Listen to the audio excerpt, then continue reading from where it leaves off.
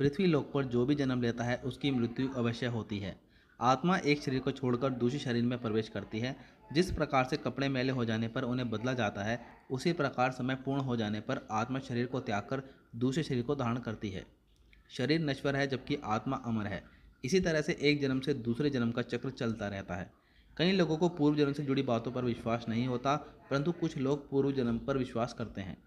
पूर्व जन्म के विषय में हमारे वेद व पुराण में कई जगह उल्लेख मिलता है। जब कभी इस तरह की बातों का जिक्र होता है तो हर मनुष्य के मन में यह प्रश्न और जिज्ञासा अवश्य उत्पन्न होती है कि वह पिछले जन्म में क्या था। यदि आप पूर्व जन्म से जुड़े रहस्यों के बारे में जानना चाहते हैं तो व्यक्ति के लक्षणों व आदतों पर ध्यान देना पड़ता है। माना जाता है कि किसी भी व्यक्ति के पिछले जन्म की आदतें उसके अगले जन्म में वैसी की वैसी ही रहती हैं।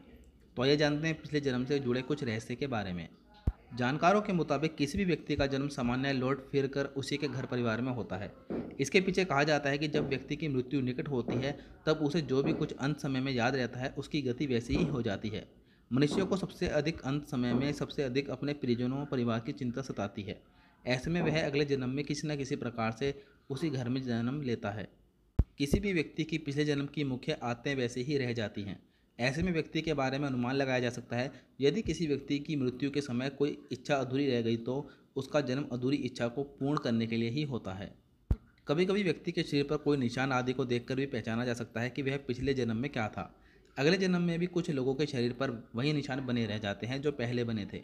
इसी तरह से देखने में आता है कि कुछ लोग बचपन से ही भगवान की भक्ति में लीन रहते हैं या बहुत ही कम आयु में ही कठिन से कठिन मंत्रोच्चार भी आसानी से कर लेते हैं। दरअसल माना जाता है कि यह सब उनके पिछले जन्म के लक्षण व निशानी होती हैं। इसी तरह से कुछ लोगों में जीव जंतुओं की आदतें भी देखने को मिल जाती है। उदाहरण के तौर पर जैसे कोई व्यक्ति अपनी गर्दन को ऊँट की भांति बहुत ऊंचा उठाकर चलता हो। कई बार कुछ लोगों को पूर्व जन्म के कारण समस्याएं भी होने लगती हैं। यदि किसी के पूर्व जन्म के कर्म बाधा दे रहे हो तो उसे भगवान शिव की पूजा करनी चाहिए। शिव ही सृष्टि के पहले गुरु हैं और शिव ही देवों के भी देव हैं और कालों के भी महाकाल हैं।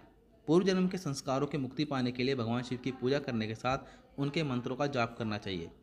इसके अलावा मनुष्य को पूर्व जन्म के कर्मों से मुक्ति प्राप्त करने के लिए श्री भागवत गीता का पाठ करना चाहिए और दान पुण्य जैसे परोपकारी कार्यों में लगना चाहिए।